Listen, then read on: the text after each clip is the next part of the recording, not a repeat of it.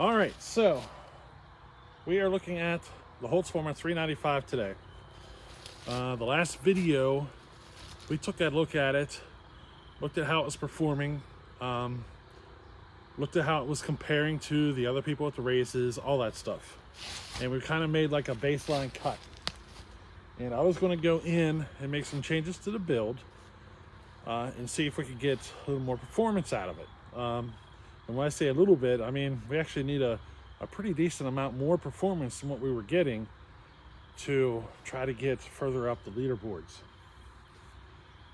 Now, I did go into it, so today is actually going to be the first cuts on it after I went back into it. And I didn't record the work that I did, so I'm just going to basically explain what I did. So, I put a new piston in it. Let's just start with that. I did put a new piston in it. I pulled that piston, the other piston out, and what happened is I had the piston modified at the exhaust port area to give it more exhaust timing. And boy, let me think here. Well, let me put it to you this way. So I have the exhaust set at 98 degrees is what it is. The exhaust is set at 98, and I took a notch out of the piston, which moved it up to 95 degrees. So I added another 3 degrees took another 3 degrees out of the piston. And whenever I did that little notch, the thing that I think I'm screwing up on here is I took that notch and I actually moved it all the way up past the squish band area on the piston and actually into the combustion chamber area. I think that's one of the things that I've been screwing up. So I put another piston in it. I did not make that modification at all. So it's just a 5 degree taper top piston. Nothing, no modifications done to the piston to change any of the timing numbers. So that's kind of what we're looking at today. So the exhaust port is now actually sitting at 98 degrees to where before it was sitting at 95 degrees. The intake timing did not change at all. It was at 86 degrees before. It is at 86 degrees now.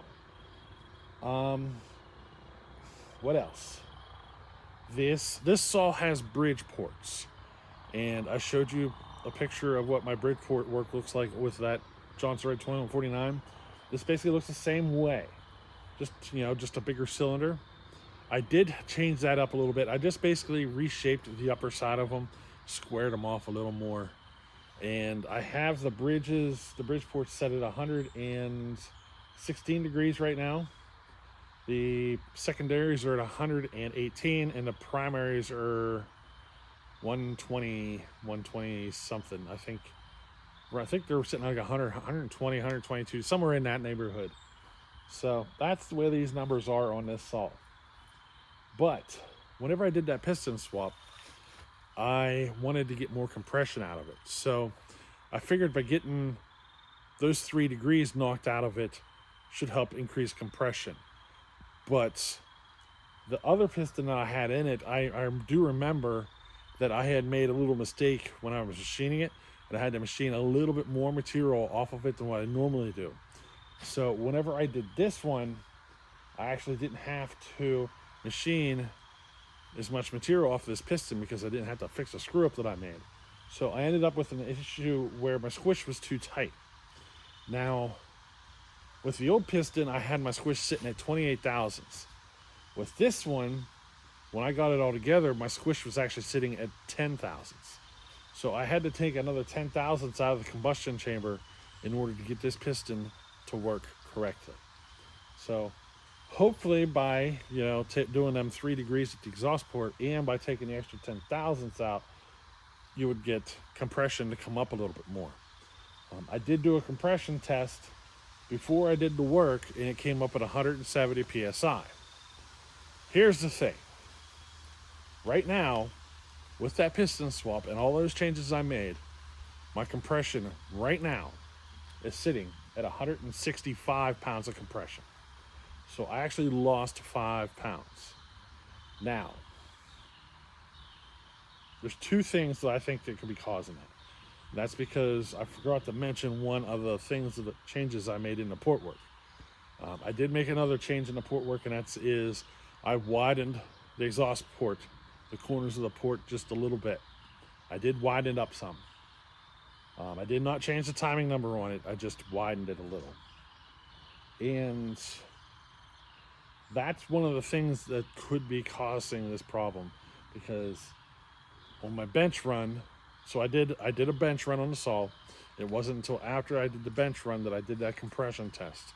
So I know it was good and ran and stuff. I didn't have to worry about extra oil being in there screwing with it or nothing. You know what I mean? But it did come up at 165 pounds. So I'm thinking either I made the exhaust port a little too wide and she's eating the ring, or it's just the fact that the rings aren't seated, and it's going to need a good amount of run time to get the rings seated. I'm hoping it's the rings needing seated.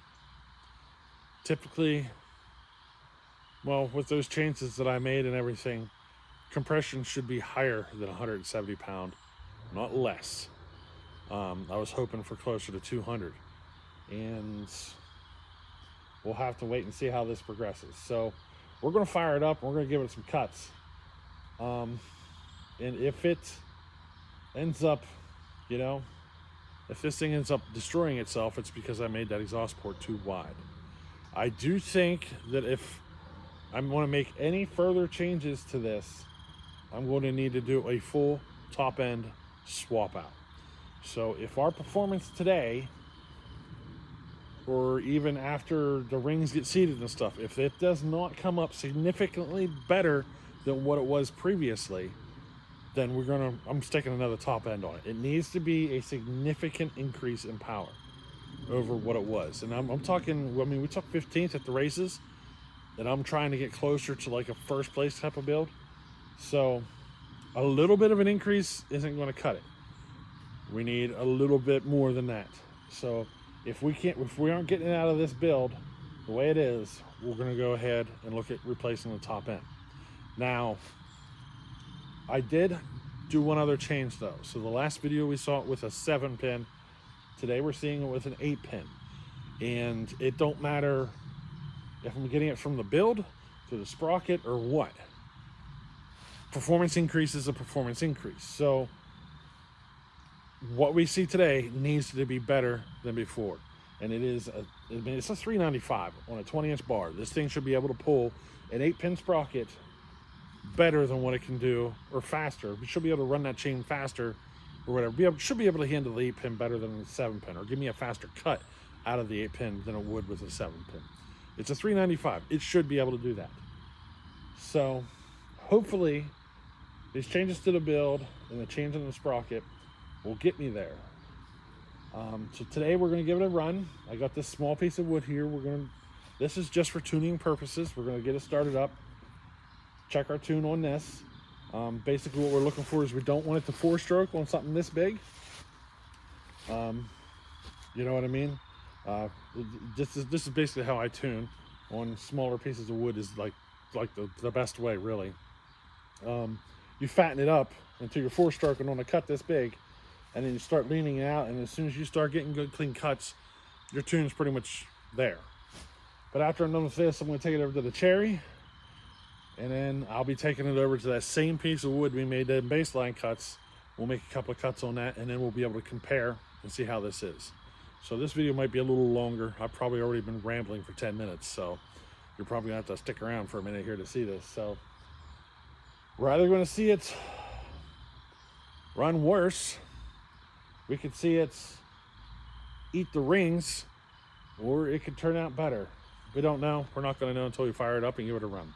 I do have my tack and my screwdriver in my pocket, so I'll be able to pay attention to all that stuff, and we'll kind of give you an update on that stuff as at the end of this I'll kind of explain more about the tack and stuff.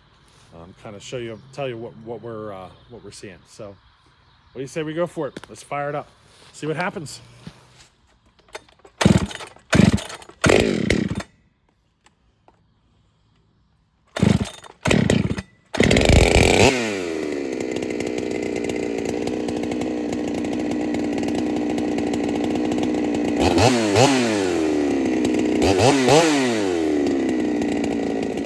One, one.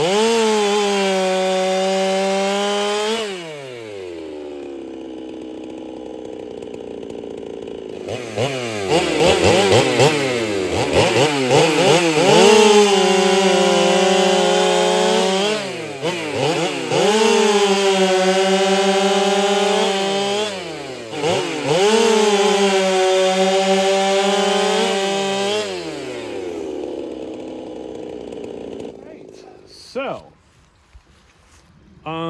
I still haven't done the side-by-side. Personally, I think I got a feeling it's running a little worse.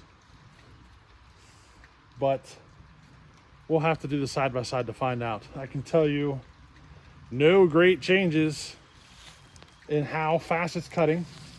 At least it don't feel like it. The RPM in the cut's about the same. Hey, just real quick, something I forgot to mention is that previously we were running a 7-pin. Now I'm running an 8-pin. That's might be the difference we're looking at here. So some cuts are 11.5, some cuts are 11.7. Yeah, it'll go lower depending on, it just depends on how hard I push, really. If I let it to self-feed, it's right around 12 grand.